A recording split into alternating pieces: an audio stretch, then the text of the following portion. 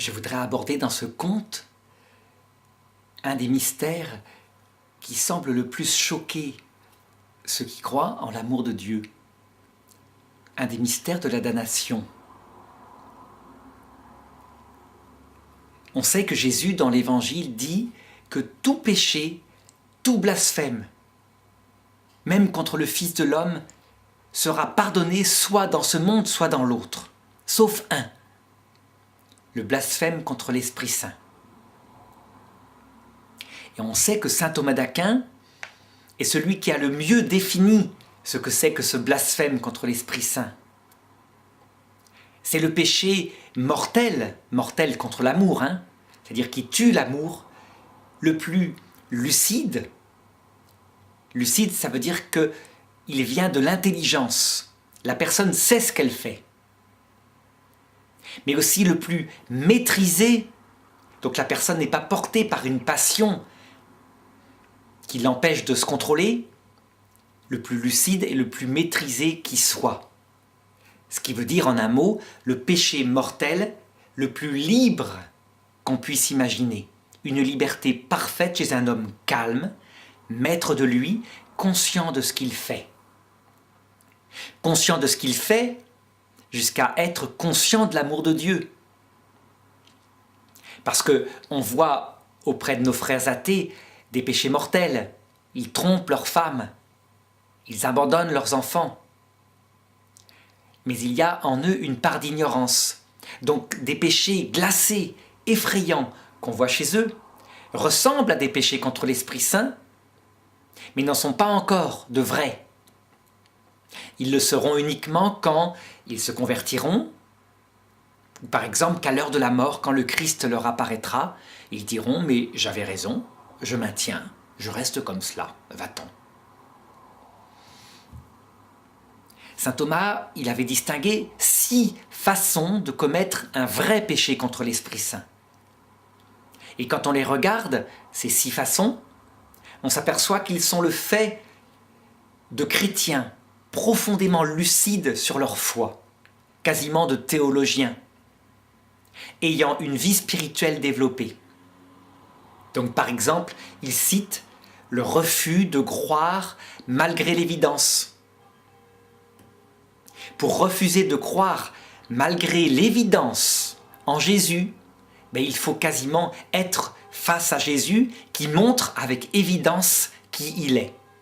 Donc on comprend bien qu'un homme qui à l'heure de sa mort face au Christ apparaissant dans sa gloire dirait « mais je ne crois pas en toi du tout », se damnerait librement puisque son orgueil est assez puissant pour résister face à la vérité manifestée. Donc les musulmans, par exemple, qui ne croient pas que Jésus est Dieu, ne sont absolument pas dans le péché contre l'Esprit Saint, puisque sur terre, la divinité de Jésus n'est pas évidente du tout, elle est cachée, pour un temps. Saint Thomas cite aussi l'envie des grâces fraternelles. Donc le fait d'arriver face au Christ, de voir que certains de ses frères qu'on a détestés toute sa vie auront plus de gloire éternelle que soi parce qu'ils sont plus humbles, et on est tellement envieux qu'on se sépare de Dieu. C'est un péché contre l'Esprit Saint. Il cite la désespérance qui n'a rien à voir avec le désespoir des suicidés. Désespérance, c'est un homme qui, conscient de son péché face au Christ, dirait « Comment oses-tu t'abaisser à me proposer ton pardon? Mon péché est bien trop grand. » C'est un acte de l'intelligence et de la volonté. Rien à voir avec ces jeunes qui se suicident parce que leur vie n'a pas de sens. Il y a aussi la présomption. La présomption, on le voit très bien décrit dans l'histoire, le conte sur Lucifer. Il voulait voir Dieu face à face parce qu'il estimait le mériter, mais il refusait de manière absolue les conditions, à savoir l'humilité et l'amour. Le 5e péché contre l'Esprit Saint, c'est l'obstination, donc un homme qui dirait « j'ai raison, mon péché, je le garde, je suis désolé, j'ai raison ». Et enfin, l'impénitence finale, donc un homme qui face au Christ, qui lui proposerait son pardon, dirait « pas question de me repentir, c'est très bien ». Donc tous ces péchés-là se rejoignent, ils sont le fait d'hommes lucides. On a dans l'Évangile un exemple où Jésus semble indiquer un blasphème contre l'Esprit Saint. Ce sont ces Juifs qui, grands théologiens, l'ayant vu ressusciter Lazare, décident de le mettre à mort et de mettre à mort secrètement aussi Lazare pour pas que ça se sache. Là, Jésus parle du péché contre l'Esprit Saint. Eh bien, il y a dans notre histoire un exemple, peut-être. Et je ne voudrais pas le juger absolument, mais plutôt appeler à prier pour cet homme au cas où. Mais il y a un exemple qui semble indiquer peut-être un péché contre l'Esprit Saint. Il s'agit de Monseigneur Pierre Cochon, l'évêque qui fit mettre à mort Jeanne d'Arc. Et pour bien comprendre mon doute par rapport à lui, eh bien, il faut que je raconte l'histoire de la façon dont il la fit condamner. D'abord, il faut savoir que Pierre Cochon est un excellent théologien. Il a reçu au Moyen-Âge une formation de haut niveau à la Sorbonne, en faculté de droit canonique et donc de théologie. Il est devenu évêque. Il est connu à l'époque pour ses textes très précis, très clairs, circonstanciés. Donc du côté de la connaissance, il est difficile de voir en lui une quelconque ignorance de ce qu'il fait. Il est lucide. C'est peut-être secrètement du côté de la maîtrise de lui-même qu'il y a un doute. Et c'est pour cela qu'on doit prier pour lui, comme le faisait faire Marthe Robin pour Adolf Hitler, au cas où. Au cas où. Toujours est-il que Monseigneur Cochon a la chance, entre guillemets, de voir Jeanne d'Arc se faire arrêter sur sa juridiction. Lui, il est pro-anglais, il est contre le roi de France, et donc il va accepter de mener son procès. Alors il y a certes la pression des Anglais. Il est évident que Monseigneur Cochon doit la faire condamner. Et ça, c'est peut-être à sa décharge. Quand il y a une violence psychologique extérieure qui pousse à aboutir à un acte particulier, eh bien ça supprime le péché contre l'Esprit Saint, parce que là où il y a violence extérieure, il n'y a pas parfaite maîtrise de soi. Seulement, quand on regarde la façon dont Monseigneur Cochon, par tous les moyens, va essayer de faire condamner Jeanne d'Arc, on est tout de même inquiet. C'est donc un théologien de haut niveau, habitué aux arguties de la scolastique. Et il a face à lui une jeune fille de 19 ans à peine, qui n'a fait aucune étude, qui ne sait pas écrire. Et qui n'a, pour se défendre, que sa vivacité d'esprit, et sans doute l'aide de l'Esprit Saint qui avait dit « N'ayez pas peur pour votre défense, sachez que je vous enverrai l'Esprit Saint qui mettra dans votre bouche des paroles auxquelles personne ne pourra résister. » Donc Monseigneur Cochon doit prouver que Jeanne d'Arc est une sorcière, une menteuse, et qu'elle a embobiné le roi de France. Parce que si Charles VII a été sacré, roi à Reims, par la puissance des artifices d'une sorcière, eh bien son sacre n'aura plus aucune valeur. Il ne sera en tout cas pas de droit divin. Et cela permettra de donner de nouveau au roi d'Angleterre une puissance psychologique pour revendiquer la couronne royale française.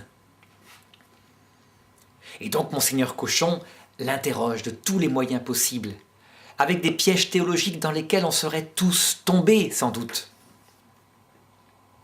Il lui demande par exemple si elle est en état de grâce. Question théologique très subtile pour celui qui connaît les disputes théologiques de cette époque. La théologie catholique a toujours affirmé qu'on ne pouvait pas savoir si on est en état de grâce. Les protestants s'y opposeront plus tard en disant « mais on est en état de grâce quand on a la foi. Or, comme on sait qu'on a la foi, on sait donc quand on est en état de grâce. » Mais chez les catholiques, c'est pas du tout comme cela. L'état de grâce, c'est une relation d'amour, d'amitié réciproque avec Dieu. Et donc, il est impossible de savoir si on plaît à Dieu. Parce qu'on ne connaît pas sa propre âme et on ne connaît pas l'immensité de ce que Dieu peut demander par rapport à notre propre âme. Donc on aurait répondu spontanément oui, je dois être en état de grâce, puisqu'on a une apparition. Eh bien Jeanne d'Arc répond, si j'y suis, Dieu m'y garde. Si je n'y suis pas, que Dieu m'y mette. Et ça va être tout au long de ce procès des réponses de ce genre. L'un des pièges les plus subtils qui lui tend est celui-ci. Il lui demande si elle croit que l'Église est sainte. Et Jeanne d'Arc répond oui, l'Église est sainte. Il demande s'il est vrai que Jésus a demandé de se soumettre à ses apôtres en leur donnant le pouvoir de lier et de délier sur la terre, au point qu'il considère que quand quelque chose est lié sur la terre, c'est lié au ciel. Et Jeanne d'Arc répond oui. Et donc l'évêque lui demande de se soumettre à son jugement, à lui, son évêque, puisque elle croit en la sainteté de l'Église. Le piège est extrêmement subtil, parce qu'il faut savoir, il faut avoir fait des années de théologie pour comprendre que le mot Église a plusieurs sens. L'Église sainte, c'est l'Esprit Saint caché au cœur de l'Église, et ça ne se voit pas du tout. C'est un article de foi. Il mène l'Église vers la vie éternelle, et c'est lui qui inspire aux chrétiens de la terre les pensées saintes. Mais l'Église, c'est aussi les hommes qui la composent, le personnel, laïcs, prêtres, évêques et papes. Et le personnel, il est loin d'être saint. Nous sommes même par définition, sauf la Vierge Marie, qui était sur terre, l'Église, à un moment donné, tout entière, nous sommes tous pécheurs. Donc Jeanne d'Arc est coincé. Il a joué sur les mots. Il a agi en théologien subtil. Eh bien, elle répond simplement « Je ne me soumets pas à vous parce que vous êtes mon ennemi mortel, et j'en appelle au pape. » Et là, l'évêque se met en colère. Il va aller accuser son confesseur même, parce qu'il se doute que c'est lui qui lui a suggéré de faire appel au pape, ce qui lui permettrait de sortir de sa juridiction, à lui, Monseigneur Cochon. Il va rien. Et à un moment donné, le greffier, qui s'appelle Manchon, donc qui prend en note chaque parole de Jeanne d'Arc, chacun des interrogatoires, et c'est grâce à lui qu'on a le procès. C'est le procès le plus documenté qu'on puisse imaginer. Eh bien, il va le voir et il lui dit ceci. Marque sur les actes qu'elle a dit ceci. Et Pierre Cochon répond, le greffier Manchon répond à Pierre Cochon, et je ne peux pas marquer cela, elle n'a pas dit ceci, elle a dit cela. Il est très courageux, le greffier Manchon. Il devrait presque être canonisé comme le patron des greffiers, parce qu'il risquait sa vie. On saura que cette scène a eu lieu parce que, dans les actes du procès de Jeanne d'Arc, le greffier Manchon glissera un papier pour signaler ce qu'a fait le juge. En tout cas, cela révèle quelque chose de grave, à savoir que, effectivement, Monseigneur Cochon veut sa mort.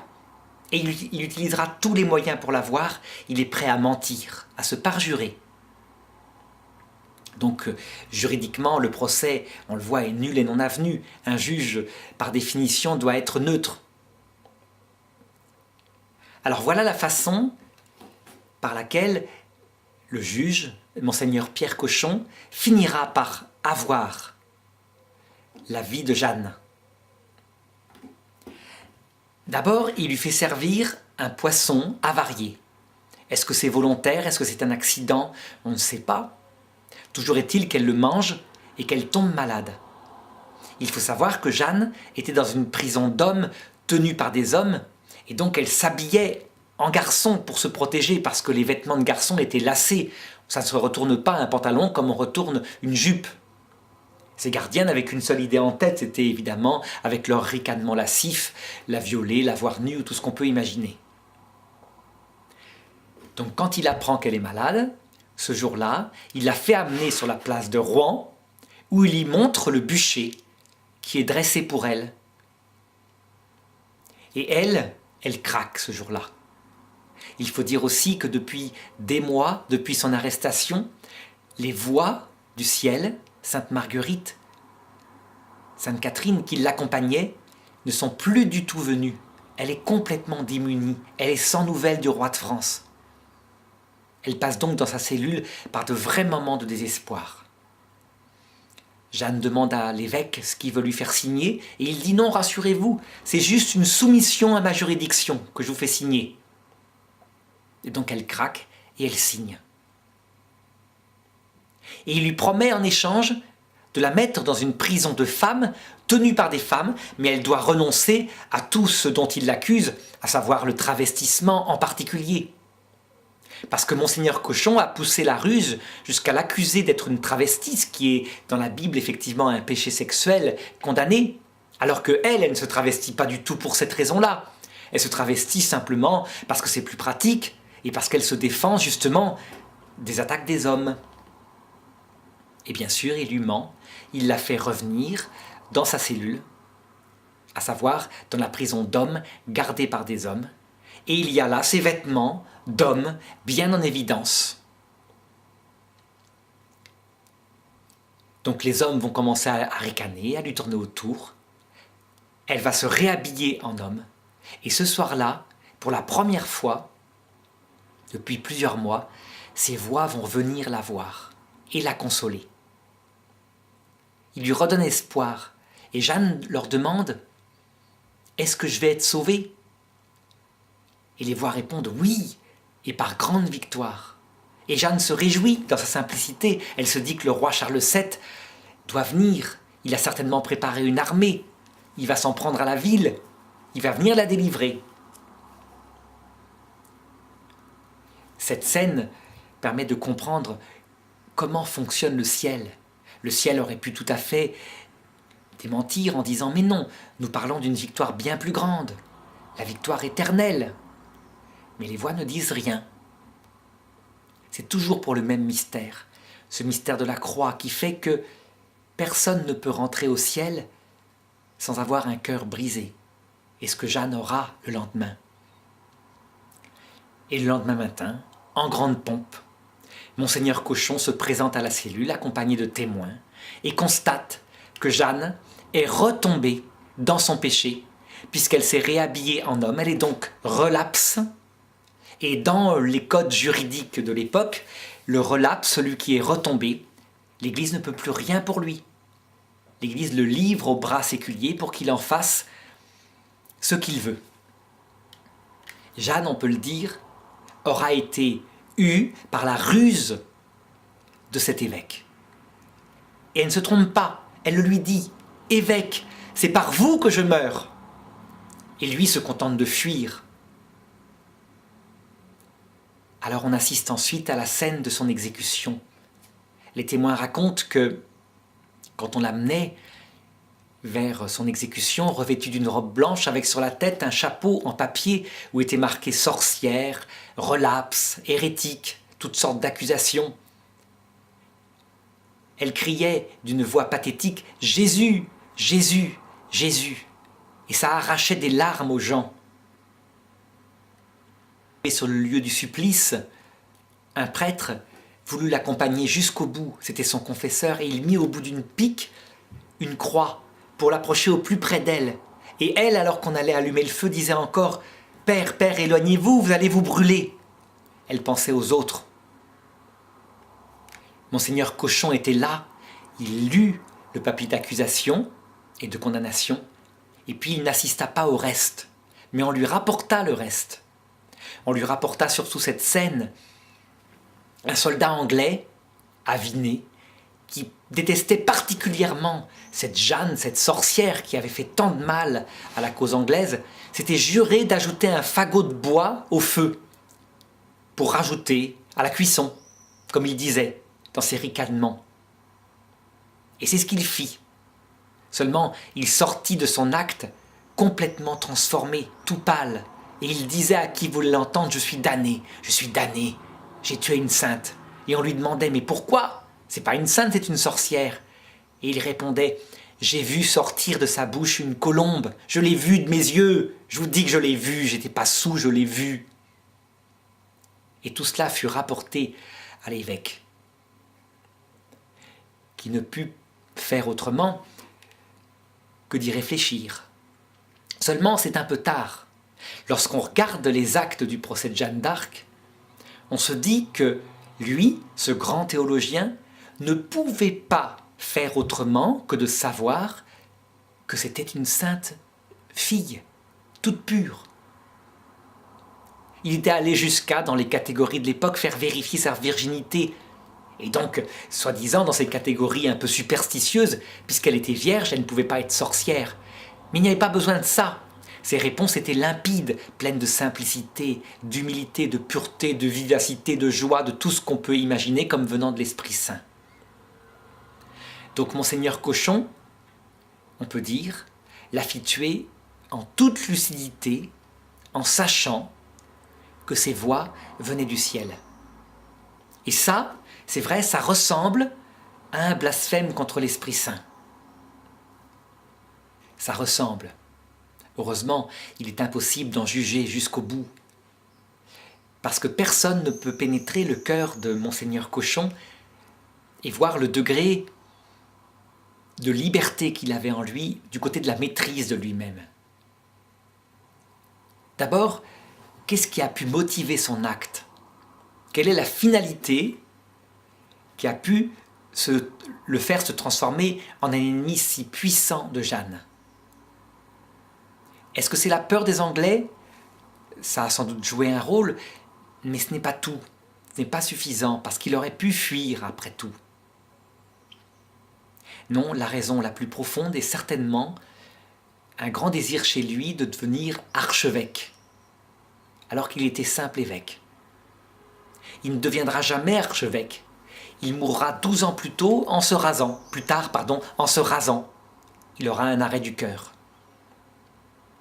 Cependant, il y a dans le reste de sa vie quelques petites choses qui peuvent indiquer que peut-être il y avait une part de faiblesse en lui qui fait que ce n'était pas un vrai péché contre l'Esprit Saint.